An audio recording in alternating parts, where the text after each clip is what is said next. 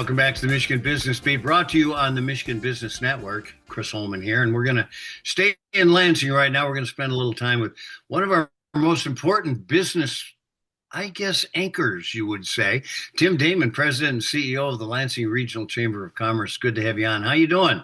Hey, I'm doing well, Chris. How are you? And a happy birthday, I guess. Is that appropriate? You had a big anniversary. Man, we did 125 years for the Lansing Regional Chamber. So it was an amazing evening, and I don't know. I tell people all the time, I'm fortunate enough to do this and be in this role, but extra special when you're doing it in your hometown, right? And so when you start looking back at the history and you start reading bios of former board chairs and things that we've done, I mean, that resonates with me because I recognize those names. I swam in Moores Park Pool, and named after Henry Moores, and had friends that went to Moores Park Elementary School, and so it just I don't know. It's an opportunity to kind of think, reminisce, and I think just have a great deal of respect for a lot of those business leaders who've kind of, paved that way to get us to where we are today.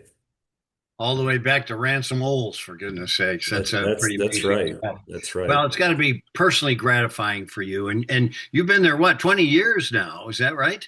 20 years at the chamber, and I would have never, I would have never thought that. I started in economic development in 2000, joined the Michigan Economic Development Corporation, and knew nothing about economic development. Came from the private sector, but Doug Rothwell at that time was running the MEDC, and I don't know. I've had that passion for economic development and helping businesses, right? And helping our state, helping, the city of Lansing, the Lansing region. And it's still in my blood. It energizes you.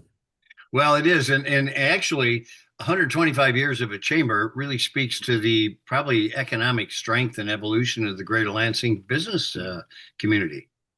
Well, without question, you mentioned manufacturing and RE Olds, and you think about that, 100 plus years in that industrial space, and we've seen manufacturing, evolve around here. And now you got companies like Niowave and Ionetics and Neogen that are in this med tech, biotech space and high tech jobs and R&D, and it's evolved into this service sector knowledge economy as well that we have here with our insurance and our fintech companies. And so I don't know.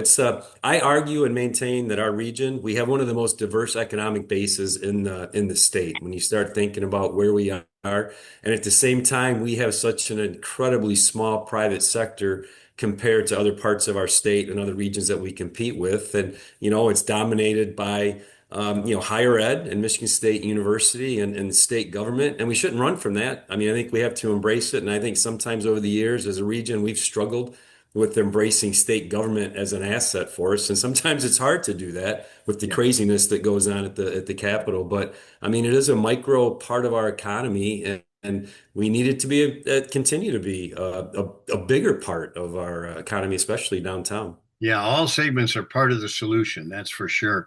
So, beyond just the celebration, there's a lot of things that come out of that networking, partnerships, regional economic growth. Speak to that a little bit because I know this started at 5 with the networking hour, and I was there at like 5:01 because I know the value of that.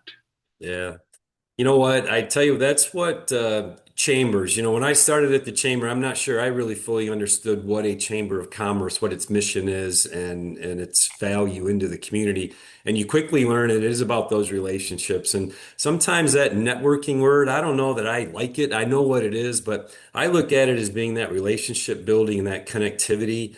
And that's what chambers and even broader business associations do. They bring people together. And you know what? We could have probably had that networking hour for 3 hours and everyone would have been happy and gone home. But, it was an opportunity for us to kind of celebrate our business community as well. And, Mark McDaniel, who I know you know very well, and Chris, you're a former Community Service Award recipient of the chamber. And that award goes back to 1948.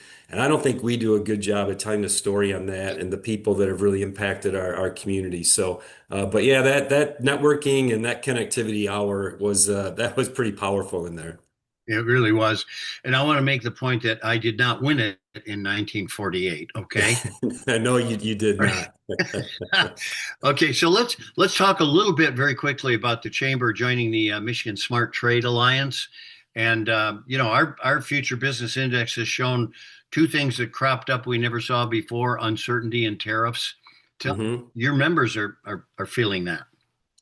Well, they are without question. And, I was there when we presented, the small business index earlier this year. And I think it mirrors what we're hearing from our members. I mean, I think that uncertainty, and Chris, you were one of the first interviews I did when I started at the chamber. And I remember having those conversations with you, 15, 20 years ago on the uncertainty and how that impacts business. But, when we think about this trade alliance and what do these smart trade policies, look like? And certainly for our region, and even in the state of Michigan, you think about just our trade partnership with Canada, and most recently talking about we're going to hold up the opening of the Gordie Howe Bridge, and something that Governor Schneider worked on is costing the state of Michigan nothing, and we know this, right? And so that uncertainty, I believe, impacts our state probably more so than any state in the country. When I think about where our border crossings are, and so this was really easy for us to kind of get involved with some of the other associations across the state. Well, I'll tell you what, you've done a marvelous job over your 20 years of getting the chamber involved where it needs to be involved, and I congratulate you that. And also on your celebration, 125 years. Tim Daman, President and CEO of the Lansing Regional Chamber of Commerce. Thanks for all the good you do, my friend, and thanks for spending time with us this morning. Yeah, you're welcome. Thank you as well, Chris. All right, you're watching the Michigan Business Beat on the Michigan Business Network. I'm Chris Holman.